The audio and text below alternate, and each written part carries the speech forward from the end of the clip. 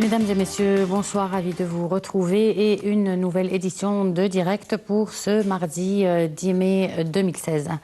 L'édition d'aujourd'hui sera consacrée à l'Égypte, mais on va commencer par un premier reportage qui concerne la Syrie, puisque la trêve censée prévaloir actuellement dans la grande ville d'Alep, dans le nord-ouest de la Syrie, a été prorogée de 48 heures à compter de ce matin. Alep, plus grande ville de la Syrie avant la guerre, connaît une recrudescence des combats depuis quelques semaines qui ont ébranlé la trêve prévalant au plan national depuis la fin février entre les forces du régime et une partie des insurgés. Aya Al-Shel et Sarah Al-Maghrabi avec les détails.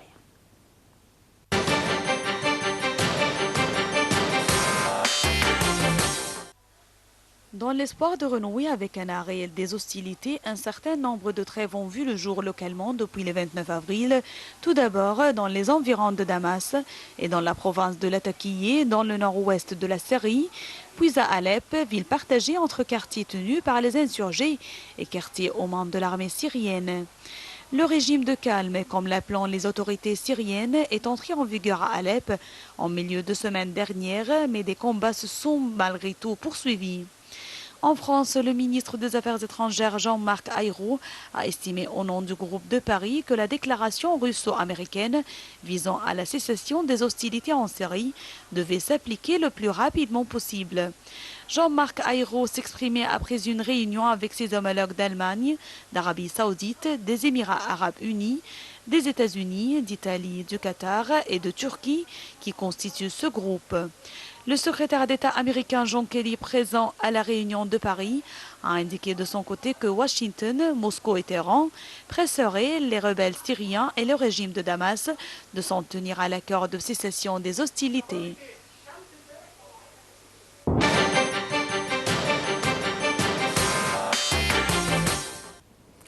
Et en Corée du Nord, Kim Jong-un, le dirigeant de la Corée du Nord, assied encore un peu plus son pouvoir.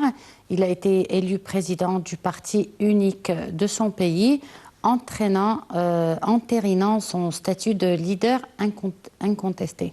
À 33 ans, il accumule les titres et les petits noms ronflants comme Grand Soleil du XXIe siècle ou encore Génie des génies. Aya Al-Shel et Sarah Al-Maghrabi nous donnent les détails.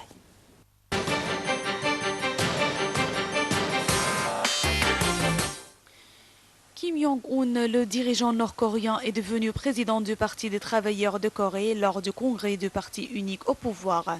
Le chef de l'État et la Corée du Nord, Kim Jong-nam, dont la fonction est largement honorifique, a fait cette annonce devant des journalistes étrangers conviés au congrès du parti le premier en transitant. Des milliers de délégués ont applaudi à l'annonce de cette nomination. Cette réunion exceptionnelle est largement considérée comme l'occasion de consacrer le pouvoir de Kim Jong-un et confirmer sa stratégie qui consiste à mener de front développement économique et nucléaire. Dans le même temps, le Congrès a entériné le principe selon lequel la Corée du Nord ne fera usage de ses armes nucléaires que si sa souveraineté est menacée par une autre puissance nucléaire et la nécessité de travailler à la réunification éventuelle de la péninsule divisée. À 33 ans, Kim Jong-un accumule les titres et les petits noms ronflants. Le principal quotidien de la Corée du Nord a qualifié le dirigeant de grand soleil du XXIe siècle. Kim Jong-un a notamment été salué pour avoir réussi plusieurs lancements de missiles depuis un sous-marin.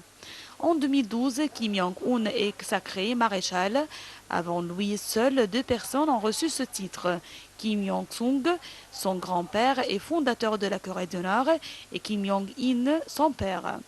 Pour son anniversaire le 8 janvier 2012, Kim Jong-un est célébré dans un documentaire à sa gloire diffusé à la télévision nord-coréenne. Il y est qualifié de génie des génies en matière de stratégie militaire.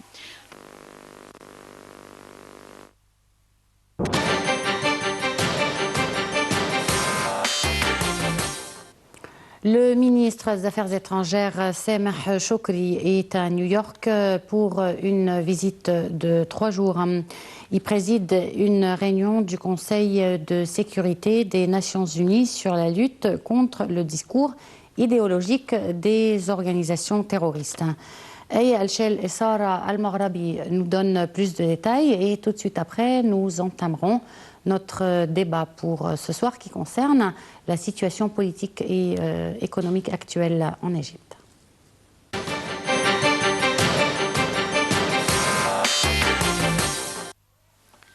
Le ministre des Affaires étrangères, Sameh Shoukry, s'est rendu à New York pour une visite officielle de 3 jours au cours de laquelle il participe à un nombre d'activités au Conseil de sécurité et à l'Assemblée générale des Nations unies.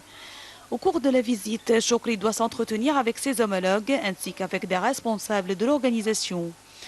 Le porte-parole du ministère des Affaires étrangères, le conseiller Ahmed Abou Zeid, a souligné que Shoukry doit présider la séance ministérielle ouverte concernant la lutte contre le discours idéologique des organisations